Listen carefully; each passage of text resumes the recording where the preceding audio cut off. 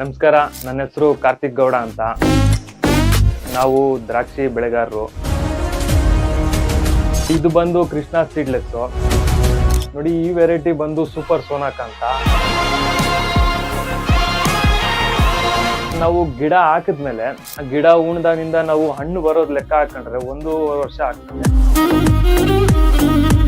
ಹುಳ ಬರುವಂತದ್ದು ಕಮ್ಮಿ. ದ್ರಾಕ್ಷಿ ಅಂದ್ರೆ ತುಂಬಾ ಹೆಚ್ಚಾಗಿ ಮಳೆ ಬೀಳೋ ಜಾಗದಲ್ಲಿ ಆಗೋದಿಲ್ಲ. ನಮ್ಮ ಬೆಂಗಳೂರು ಸುತ್ತಮುತ್ತ ಮತ್ತೆ ಈ ನಮ್ಮ ಬೆಳಗಾವಿ ಆ ಕಡೆ ಎಲ್ಲ ಬೆಳಿಬಹುದು. ಒಂದು ವೆರೈಟಿಗೆ ಒಂದು 5-6 ಲಕ್ಷ ಬೇಕಾಗ್ಬೋದು ಒಂದು ಎಕರೆಗೆ. ನಾವು 1.5 ಎಕರೆಗೆ ಏನಿಲ್ಲ ಅಂದ್ರೂ ಒಂದು 3-4 ಲಕ್ಷ ರೂಪಾಯಿವರೆಗೂ ಖರ್ಚು ಮಾಡಿದ್ದೀವಿ ಇವಾಗ. ಆ ಲಾಭ ಎಷ್ಟು ಬರುತ್ತೆ ಅಂತ ಹೇಳಕ್ಕೆ ಆಗಲ್ಲ, ರೇಟ್ ಮೇಲೆ ಡಿಪೆಂಡ್ ಆಗುತ್ತೆ. ಅದು ರೇಟು ನಾವು ಹೇಳಕ್ಕೆ ಆಗಲ್ಲ. ಮಾರ್ಕೆಟ್ ಯಾವಾಗ ಬೇಕಾದ್ರೂ ಬಿದ್ದೋಗ್ಬೋದು. ಆದ್ರೆ ಅದು ಫಸ್ಟ್ ವರ್ಷ ತುಂಬಾ ಚೆನ್ನಾಗಿ ಬಂತು ಕ್ರಾಪು. ಆಮೇಲೆ ಮತ್ತೆ 2 ವರ್ಷ ಬಂದೇ ಇಲ್ಲ.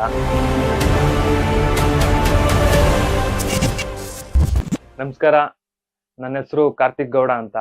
ನಾವು ದ್ರಾಕ್ಷಿ ಬೆಳೆಗಾರರು. ನಾವು ದ್ರಾಕ್ಷಿನ ಬೆಳಿತೀವಿ. ನಮ್ಮೂರ್ ಬಂದು ಬನಹಳ್ಳಿ ಅಂತ. ನಾವು ಬೆಂಗಳೂರು ಗ್ರಾಮಾಂತರ ನಮ್ಮ ಊರ್ ಬರ್ತದೆ ಹತ್ರ. ನಾವ್ ಇವಾಗ ದ್ರಾಕ್ಷಿನ ಬೆಳೆದಿದ್ದೀವಿ ಅಂದ್ರೆ ಒಂದು 5 ಎಕರೆವರೆಗೂ ನಾವು ದ್ರಾಕ್ಷಿನ ಬೆಳೆದಿದ್ದೀವಿ. ಅದ್ರಲ್ಲಿ ಹಲವಾರು ಜಾತಿ ದ್ರಾಕ್ಷಿನ ನಾವು ತಳಿ ಬೆಳೆದಿದ್ದೀವಿ. ಅದ್ರಲ್ಲಿ ಬಂದು ನಾವು ಬೆಂಗಳೂರು ಬ್ಲೂ ಮತ್ತೆ ನೋಡಿ ಇದು ನೋಡ್ತಾ ಇರ್ಬೋದು, ದಿಲ್ಖುಷ್ ಮತ್ತೆ ಕೃಷ್ಣ ಸೀಡ್ಲೆಸ್ ಮತ್ತೆ ಶರತ್ ಮತ್ತೆ ಸೂಪರ್ ಸೋನಾಕ್ ಅಂತ ತುಂಬಾನೇ ವೆರೈಟಿನ ನಾವು ಇವಾಗ ಒಂದು 5 ಎಕರೆ ಜಮೀನಲ್ಲಿ ನಾವು ಬೆಳೆದಿದ್ದೀವಿ. ನಾವು ಈ ದ್ರಾಕ್ಷಿನ ಬೆಳಿತಿರಲ್ಲ, ಇದಕ್ಕೆ ಒಂದೊಂದು ವೆರೈಟಿಗೆ ಒಂದೊಂದ್ ತರ ರೋಗ ಬರ್ತದೆ. ಅದ್ರಲ್ಲಿ ದಿಲ್ಖುಷ್ಗೆ ಸ್ವಲ್ಪ ರೋಗ ಕಮ್ಮಿ, ಸೀಡ್ಲೆಸ್ಗೆ ತುಂಬಾ ರೋಗ ಜಾಸ್ತಿ ಇರ್ತದೆ. ಅದಕ್ಕೋಸ್ಕರ ನಾವು ಅದಕ್ಕೆ ರೋಗಕ್ಕೆ ಔಷಧಿನ ಕೂಡ ಸಂಪರ್ಣೆ ಮಾಡ್ಬೇಕು. ಮತ್ತೆ ಈ ದ್ರಾಕ್ಷಿಗೆ ಅಂದ್ರೆ ಹುಳ ಬರುವಂತದ್ದು ಕಮ್ಮಿ, ಮೊದ್ಲು ಬರ್ತದಷ್ಟೇ, ಮತ್ತೆ ಬರೋದೆಲ್ಲ ರೋಗನೇ. ನಾವು ರೋಗಕ್ಕಾಗಿ ನಾವು ಔಷಧಿನ ಸಿಂಪಡಣೆ ಮಾಡ್ಬೇಕು. ಮಾಡಿಲ್ಲ ಅಂತ ಹೇಳಿದ್ರೆ ನಮ್ಗೆ ತುಂಬಾ ಚೆನ್ನಾಗಿ ಕ್ವಾಲಿಟಿ ಸಹ ಬರೋದಿಲ್ಲ, ನಾವು ದ್ರಾಕ್ಷಿನ ಬೆಳೆಯಕ್ಕೆ ಆಗೋದಿಲ್ಲ. ನೀವು ನೋಡ್ದಾಗೆ ನಾವು ಒಂದೊಂದು ವೆರೈಟಿಗೆ ನಾವು ಗಿಡದ ಅಂತರ ಬದಲಾಗ್ತಾ ಇರ್ತದೆ. ಅದ್ರಲ್ಲಿ ನಾವು ಇವತ್ತು ದಿಲ್ಖುಷ್ಗೆ ಒಂದು ಗಿಡದಿಂದ ಗಿಡಕ್ಕೆ ಅಂತರ ಬಂದು ಒಂದು 10 ಅಡಿ ಇರ್ಬೇಕು, ಸಾಲಿಂದ ಸಾಲಿಗೂ 10 ಅಡಿ ಇರ್ಬೇಕು. ಆವಾಗ ನಮ್ಗೆ ಈ ವೆರೈಟಿ ತುಂಬಾ ಚೆನ್ನಾಗಿ ಗ್ರೋತ್ ಆಗುತ್ತೆ, ಅಂದ್ರೆ ತುಂಬಾ ಚೆನ್ನಾಗಿ ಬೆಳವಣಿಗೆ ಇರ್ತದೆ. ಅದಕ್ಕೆ ನಾವು ಅಷ್ಟು ದೂರಲ್ಲಿ ನಾವು ಹಾಕ್ತಿವಿ. ಮತ್ತೆ ನಾವು ಸೀಡ್ಲೆಸ್ಗೆ ನೋಡಿದ್ರೆ ಸೀಡ್ಲೆಸ್ 4 ಅಡಿಗೆ ಒಂದ್ ಗಿಡ ಹಾಕ್ತಿವಿ. ಮತ್ತೆ ಸಾಲಿಂದ ಸಾಲಿಗೆ ಅಂತರ ಬಂದು 9 ಅಡಿ ಇರ್ತದೆ. ಯಾಕೆಂದ್ರೆ ಅದು ಬೆಳವಣಿಗೆ ಸ್ವಲ್ಪ ಕಮ್ಮಿ ಇರ್ತದೆ. ನಾವು ತುಂಬಾ ದೂರ ಹಾಕಿದ್ರೆ ಅದ್ರಲ್ಲಿ ನಾವು ಇಳುವರಿ ತೆಗಿಯಕ್ಕಾಗಲ್ಲ.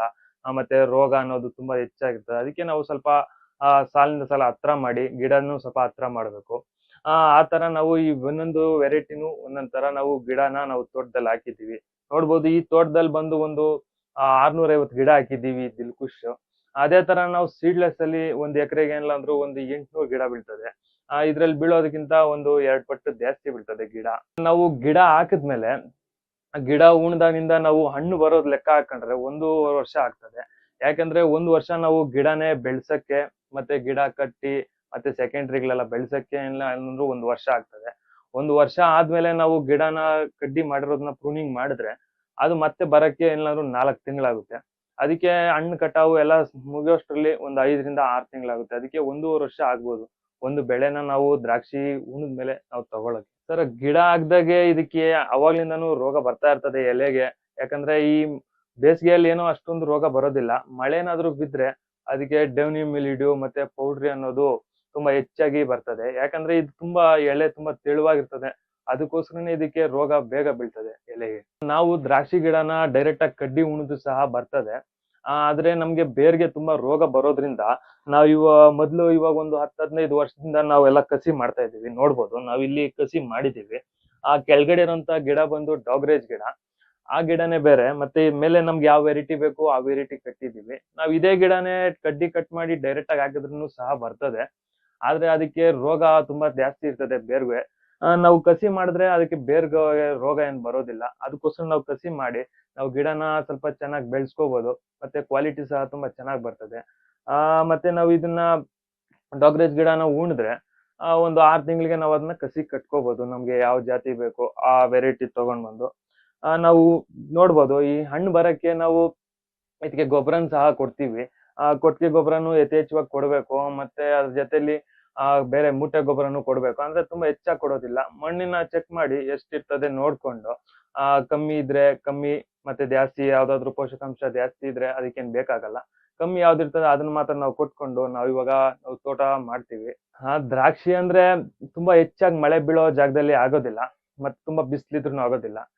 ನಮ್ಮ ಬೆಂಗಳೂರು ಸುತ್ತಮುತ್ತ ಮತ್ತೆ ಈ ನಮ್ ಬೆಳಗಾವಿ ಆ ಕಡೆ ಎಲ್ಲ ಬೆಳಿಬೋದು. ಯಾಕಂದ್ರೆ ತುಂಬಾ ಹೆಚ್ಚು ಬಿಸಿಲಿದ್ರೆ ಕಲರ್ ಬರುವಂತ ವೆರೈಟಿಲಿ ಕಲರ್ ಬರೋದಿಲ್ಲ, ಮತ್ತೆ ಸರಿಯಾಗಿ ಹಣ್ಣಾಗೋದಿಲ್ಲ. ಅದಕ್ಕೆ ನಾವು ನಮ್ ಬೆಂಗಳೂರು ಸುತ್ತಮುತ್ತ ವಾತಾವರಣ ತುಂಬಾ ಚೆನ್ನಾಗಿರೋದ್ರಿಂದ ನಾವು ಇಲ್ಲಿ ದ್ರಾಕ್ಷಿ ಬೆಳೆಯಕ್ಕೆ ಸೂಕ್ತವಾಗಿದೆ ಜಾಗ ಇಲ್ಲಿ. ಇವಾಗ 5 ಎಕರೆಗೆ ಎಷ್ಟು ಖರ್ಚಾಗಿದೆ? ಒಂದೊಂದು ವೆರೈಟಿ ಮೇಲೆ ಡಿಪೆಂಡ್ ಆಗುತ್ತೆ. ಒಂದು ವೆರೈಟಿಗೆ ಒಂದು 5-6 ಲಕ್ಷ ಬೇಕಾಗ್ಬೋದು ಒಂದು ಎಕರೆಗೆ. ಒಂದು ವೆರೈಟಿಗೆ 2 ಲಕ್ಷ ಬೇಕಾಗ್ಬೋದು. ಯಾಕಂದ್ರೆ ಆ ವೆರೈಟಿ ರೋಗ ಯಾವ್ದು ಬರ್ತದೆ ತುಂಬಾ, ಅದಕ್ಕೆ ತುಂಬಾ ಔಷಧಿ ಮತ್ತೆ ಗೊಬ್ಬರ ಜಾಸ್ತಿ ಬೇಕಾಗ್ತದಲ್ಲ, ಅದ್ರ ಮೇಲೆ ಡಿಪೆಂಡ್ ಆಗ್ತದೆ ಸರ್. ನಾವು 1.5 ಎಕರೆಗೆ ಏನಿಲ್ಲ ಅಂದ್ರೂ ಒಂದು 3-4 ಲಕ್ಷ ರೂಪಾಯಿವರೆಗೂ ಖರ್ಚು ಮಾಡಿದ್ದೀವಿ ಇವಾಗ. ಹೋದ್ ವರ್ಷಕ್ಕೆ ಕಂಪೇರ್ ಮಾಡಿದ್ರೆ ಹೋದ್ ವರ್ಷ 50 ರೂಪಾಯಿ ಇತ್ತು ರೇಟು, ಇವಾಗ ಏನಿಲ್ಲ ಅಂದ್ರೂ 20-30 ರೂಪಾಯಿ ಇದೆ. ನಮ್ಗೆ ರೇಟ್ ಜಾಸ್ತಿ ಹೋದಾಗೆಲ್ಲ ಲಾಭ ಬರುತ್ತೆ, ರೇಟ್ ಕಮ್ಮಿ ಹೋದಾಗೆಲ್ಲ ಒಂದ್ಸತಿ ಹಾಕಿದ್ ಮಾತ್ರ ಬರುತ್ತೆ, ಆ ತರ ಆಗುತ್ತೆ. ಲಾಭ ಎಷ್ಟ್ ಬರುತ್ತೆ ಅಂತ ಹೇಳಕ್ಕೆ ಆಗಲ್ಲ, ರೇಟ್ ಮೇಲೆ ಡಿಪೆಂಡ್ ಆಗುತ್ತೆ ಅದು. ಸರಿ, 1.5 ಎಕರೆಗೆ ಏನಿಲ್ಲ ಅಂದ್ರೂ ಒಂದು 35-40 ಟನ್ವರೆಗೂ ಇಳುವರಿ ಸಿಗುತ್ತೆ. ನಾವು ತುಂಬಾ ಚೆನ್ನಾಗಿ ಬೆಳೆ ಮಾಡಿದಾಗ. ಒಂದೊಂದ್ ಟೈಮ್ ಕ್ರಾಪು ಕಮ್ಮಿ ಬರ್ತದೆ. ಕಮ್ಮಿ ಅಂದ್ರೆ ಒಂದ್ 15-20 ಟನ್ ವರ್ಗೂ ಬರ್ಬೋದು ಸರ್. 10 ರೂಪಾಯಿ ಹೋದ್ರೆ 40 ಟನ್ಗೆ ಎಷ್ಟು 4 ಲಕ್ಷ ಆಗುತ್ತೆ. 20 ರೂಪಾಯಿ ಹೋದ್ರೆ ನೀವೇ ಕ್ಯಾಲ್ಕುಲೇಟ್ ಮಾಡ್ಕೋಬಹುದು. ರೇಟ್ ಯಾವ ತರ ಜಂಪ್ ಆಗ್ತಾ ಇರ್ತದೆ ಆ ತರ ನಮ್ಗೆ ರೇಟ್ ಲಾಭ ಜಾಸ್ತಿ ಬರುತ್ತೆ. ರೇಟ್ ನಾವು ಹೇಳಕ್ಕೆ ಆಗಲ್ಲ, ಮಾರ್ಕೆಟ್ ಯಾವಾಗ ಬೇಕಾದ್ರೂ ಬಿದ್ದೋಗ್ಬೋದು.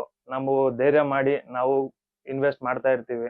ಅದ್ ಏನಾಗುತ್ತೋ ಬಿಡುತ್ತೋ ನಮ್ಗೆ ಗೊತ್ತಿಲ್ಲ ಅಷ್ಟೇ. ಇಲ್ಲ ಬೇರೆ ಏನು ಬೆಳೆಯಕ್ ಆಗಲ್ಲ, ಯಾಕಂದ್ರೆ ತುಂಬಾ ನೆರಳಿರ್ತದೆ.